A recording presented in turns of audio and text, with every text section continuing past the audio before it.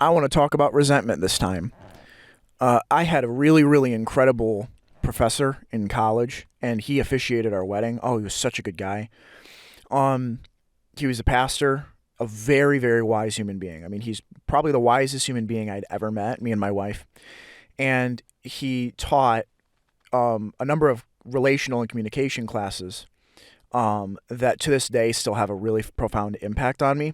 I'm going to talk about conflict and resentment. I'm going to use his words verbatim. I don't remember where it came from. I can't remember what textbook it comes from. Doesn't really matter right now. All I know is that um, expectations, if they're not met, whatever your expectations are that you set, you are setting up yourself for a world of hurt. Unmet expectations create disappointment. And that disappointment, unresolved, leads to contempt. Or it's not contempt. Those unmet expectations result in disappointment. That disappointment resolves in resentment. And that resentment results in contempt. And that contempt stays and it festers, and it ferments, you know? So you have this contempt, this resentment and this contempt over an unmet expectation, an unmet disappointment, and it festers and it ferments, and it never go, it's like it at some point it never really goes away. Like it's just there forever, right? This happens in relationships all the time. And in fact, that's where it happens. And that relationship doesn't have to be one-on-one with a person. It could be man versus the world, man versus society. It could be any of that stuff, you know? Like, I kind of have this right now with things like politics and the government. It's like, I just resent it, all of it. I think it's all stupid. I don't trust any of those people. After COVID, I don't trust any person on a screen to tell me anything without me doing any evidence. Research myself, right? So I don't trust any politics. I don't trust any politician. I don't trust any government. I don't trust any of that stuff. Now, as I said before, disappointment because of unmet expectations becomes it results in resentment, and that eventually becomes contempt. And so the way that this all happens is our expectations get violated first. So we have expectations that we set for the world and for ourselves and for people, and those expectations are set in different ways. And as long as they're being clearly communicated, we're fine, right? Well, the problem is, I'll tell you this: there are three ways you can set your expectations can be violated. One is when you share your expectations and they're ignored. Two is when you don't share your expectations and they're violated. And three is when you set expectations that are extravagant. So let's say in a relationship, expectations one, you set the expectation, hey, can we go to dinner tonight? And your significant other goes, yeah, okay. And then at tonight, they just don't do it. You shared your expectations and they violated them. They knew them, but they violated them. Option two, you don't share expectations. And this one's more pernicious, and this happens way more in relationships, is you set expectations for your significant other. You're like, hey, you're thinking to yourself, our anniversary's coming up, I want to do something special, but you don't say anything. And then it comes time for your anniversary or whatever, and you go to your significant other and you don't tell them you want to go out on like a date, and then because you want to like surprise them or something. And then as soon as it comes time for the anniversary, that significant other, maybe they forgot. And they're not bad person, they just forgot. And they made plans. They did something else. They decided they were going to do something that day. And you didn't communicate expectations with them. And so because you didn't communicate, you go, hey, I want to do this thing. I have expectations. And they're like, what are you talking about? Another example could be that's more clear cut is like maybe you expect because you cooked dinner that your spouse is going to do the dishes because you cook dinner, but you don't communicate that. Then they don't clean up the dishes. They go do something else. And then you end up with this disappointment because you thought they were going to clean dishes, but you didn't tell them, hey, I did you didn't ask them. You didn't say, hey, I made dinner, could you do the dishes? You don't communicate that. So you just end up with this disappointment because your expectations weren't met, but you didn't communicate them. See? And then, like I said, the third way is extravagant. So if you set expectations with somebody and you're like, oh my gosh, I'm going to make $1 million in 3 days, and actually believe that. Okay, yeah, you're setting yourself up to be disappointed because that's not realistic. See? And so, like I said, once this disappointment happens, the disappointment spirals you down into resentment and then the contempt. See? And you really do not want to go from that disappointment to that bitterness to that resentment to that contempt. And the reason is that once you're in that state of contempt, you then have contempt for that person because of a thing that they didn't do, or because of a thing that they did, because an expectation you had of them was violated. Now, all of this leads into the main thing I want to talk about, which is how do you have conflict with someone you can't interact with? See? What do I mean by that? Well, I have a lot of contempt right now for as an example, like the government. And I just mean the whole political body in general. I think it's all stupid, right? All of it. It's a clown show, okay? Well, the only way that contempt can ever be mended is if the only way you can ever actually resolve conflict like that is to have the conflict and to go to let's say I'm in a relationship and the thing with the spouse, like I cooked the dinner and my wife didn't do the dishes, and it's the 40th time since we in a row that this hasn't happened, and so I blow up and I get frustrated. We have the conflict, we explain the expectations, we explain what was going on, and then we work through it and try to resolve it by going like, hey, this is what I expected. And then my spouse goes, this is what I expected, right? And then you sort of walk through it, and then you apologize for what was done wrong and all this stuff, or what wasn't done wrong, but you just talk through it, okay? Well, the whole point is that the way you resolve conflict is you actually go and have the conversation and have the conflict and explain and elaborate on what's going on within the conflict. When you are in a relationship with something that you can't talk to, that contempt is permanent. You see? You can't talk to the government. You can't talk to society. You can't talk to the world. You can't talk to the one that got away. See? You can't do that. So you're stuck in this state of permanent contempt, and you can't talk to anybody about it. You can't go to the source and fix the contempt. So the contempt's permanent. It doesn't go away, ever. That contempt is there forever. Because you're in a state of you are perpetually, permanently, extremely disappointed. How do you fix that? You can't. There's no way the only way to resolve that is to come to conclusions that I can think of, is to come to conclusions about that entity or person or group or individual or whatever that still leads into betrayal, because you're like, well, I thought they were this person or whatever, and it isn't. It's whatever, right? And so you decide that they're a terrible person or they're a terrible body or whatever, and then that is the conclusion that you make so that you can move on from the conflict, but it's still there. You trade the fermented roots that fester within you to a scar. It's still there. You know what I'm saying?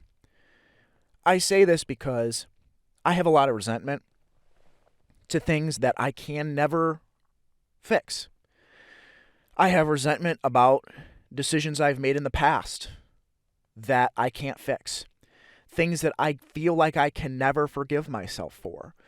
And I don't really know what to do with myself about them because, like I said, I can't have the conflict. I'm not pretending that I'm in the right. One of the big ones that I won't get into all the way is that something happened in college that I can't really forgive myself for. I mean, I can a little bit, but I just made a mistake. But I can't fix it now. I can't fix it. I've done everything I can to fix it, but the wound is still there. So I just have this resentment towards myself or towards a situation that's a scar, and that scar stays with me forever. I'm going to be 56, 67, 75 years old, and that scar will still be there. That wound will still be there. I will still have that anger and still have that frustration. And forgiveness is supposed to wash that over, but I can't forgive. Can you forgive somebody that doesn't apologize to you? Like, if somebody wrongs you and or let's say that, I don't know, you wrong, it doesn't really make a difference. If you wronged somebody or somebody wronged you and you want to make it right, you have to go to that person and make that right. What if that person just doesn't even want to interact with you? What if that person isn't a person and it's just a body, or it's an organization, or it's something else? Then you can't have the conflict. So you just have this resentment, and it just stays, because you can never go to the source and say, hey, I'm not saying it's complicated. If it's an organization, let's say an employer or something, you go to that employer, what would be a magical situation is just walking to the employer and saying, hey, I expected this. I wanted this in return. This didn't happen. And so that's what I saw. That's it. It's not super complicated. It's just like, hey, these are the areas where my expectations were not met. That's how you work through resolving conflict. But you can't do that in life sometimes, many times.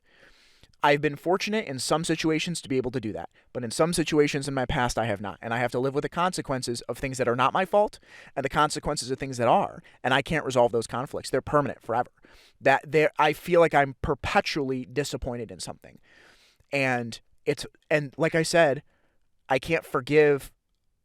Can I forgive myself for a mistake somebody else made? If somebody else wronged me and I'm hurt years ago, how do I fix that? And I can't just go, well, it's not my fault. I don't know. Maybe I got too big a heart or something. But when somebody wrongs me 7, 8, 9, 10 years ago, and it still hurts to this day, what do I do? How do I fix that resentment? I don't know. And the forgiveness happens from being like, I'm sorry, I forgive you. Okay, move on.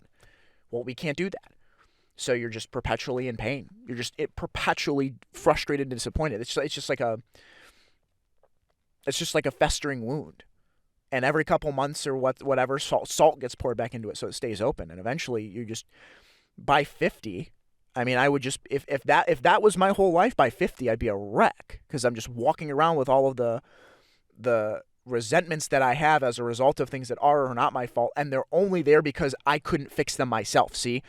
It's not about if I did something right or wrong. It's about fixing the problem. There are tons of situations where somebody else wronged me and I wanted to go to them and fix it, and they just refused to fix it. And there's tons of situations where I wronged somebody and I wanted to go fix it and they didn't want to have it fixed. And it's like, because mistakes happen in life. And it's hard because I can accept that mistakes happen in life, but it's really hard for me to accept that I can't resolve the mistakes the way that they ought to be resolved in life. See, that's the problem. It's not about the mistakes. It's not about the pain outright. It's, I wish I could resolve them, but I can't. I'm not the kind of person to be able to throw those things under a rug and insecurely pretend they didn't happen. I'm not that person. I don't do that.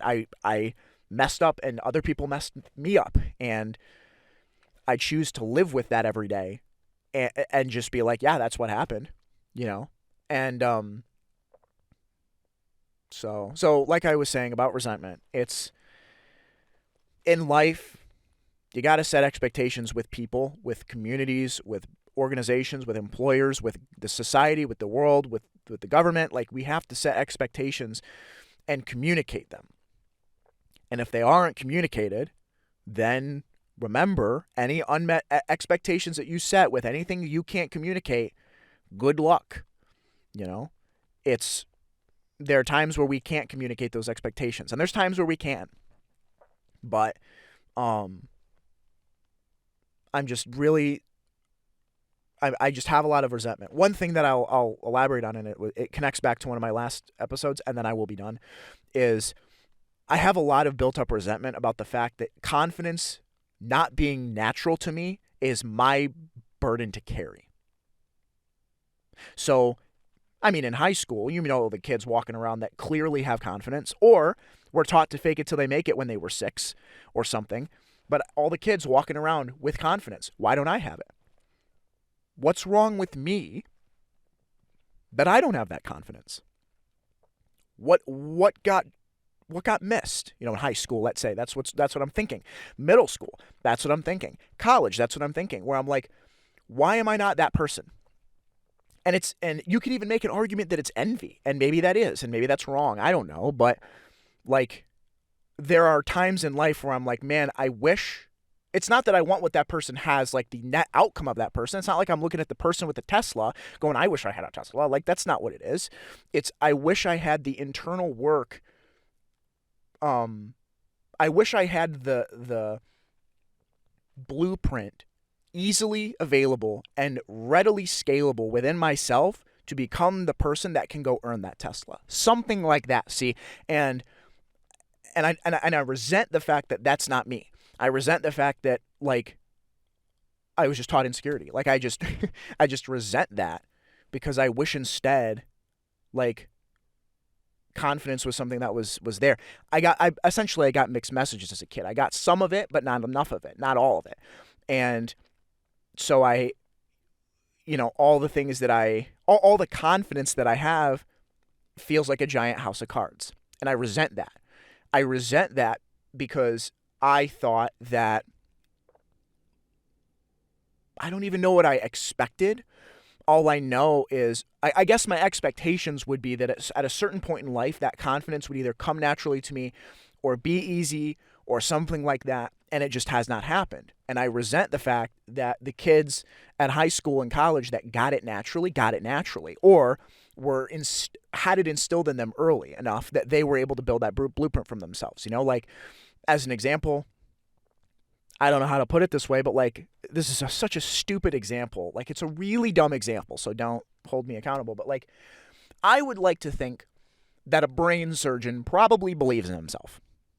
And I would think that a brain surgeon at 17 years old, because he's not a brain surgeon yet, is on a path to becoming a brain surgeon as a result of confidence instilled in him in some areas, confidence that he instills in himself in some areas. And even if there's insecurity about the path, there are people in his corner cheering him on towards that path. Something like that. I don't know. But you kind of get what I'm saying. I don't think anybody going under the needle for a surgery, because I hate all that stuff. I've not had that happen yet, thank goodness, but it'll happen someday. Going under the needle for surgery, I wouldn't expect you to think your brain surgeon is going to be not confident.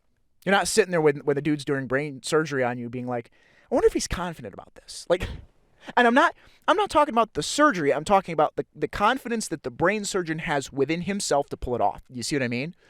Does he have the confidence within himself to pull it off? I would hope he does. And where does he get it from? Doing it 500 times. See? What happens if I do it 500 times and then I kill somebody as a brain surgeon? Would I ever be a brain surgeon again? No. I don't know that I just faceplant. And I resent that I faceplant. I wish I could just pick myself up like everybody else does. Everybody else seems to pick themselves up. A brain surgeon kills somebody on accident. Oops, I clipped an artery. I don't know, but like, you get what I'm saying? Like, I resent the fact that I faceplant and can't pick myself up again. And I wish that wasn't my legacy up to this point in my life. I resent that. And I wish there was another way. But that's my burden to carry, is that I faceplant when I would do that. I screw up and then I faceplant. And I resent that is my thing. Even some of it is my fault, because it's an expectation of myself that I should faceplant. I set that expectation myself at 4 years old. Some things happened when I was a kid, and I learned to faceplant. And I resent that I learned to faceplant as a response to the crap that I had seen as a 4-year-old. And I resent that. And so how can I go have a conversation with myself as a 4-year-old? I can't. You see? So how do I move on? You know what I'm saying? So the only thing that we can do now is prevent future resentment. See, that we can do. We can't fix the resentments of the past all the way for many of them. But we can fix the resentments of the future. Because we can set expectations for the future that are reasonable or communicated or non-extravagant, right? But that resentment from the past, I don't know if it's ever going to go away. I think at least for me, there's a good chance that the resentment I have of the past is here to stay. And there's nothing I can do about it.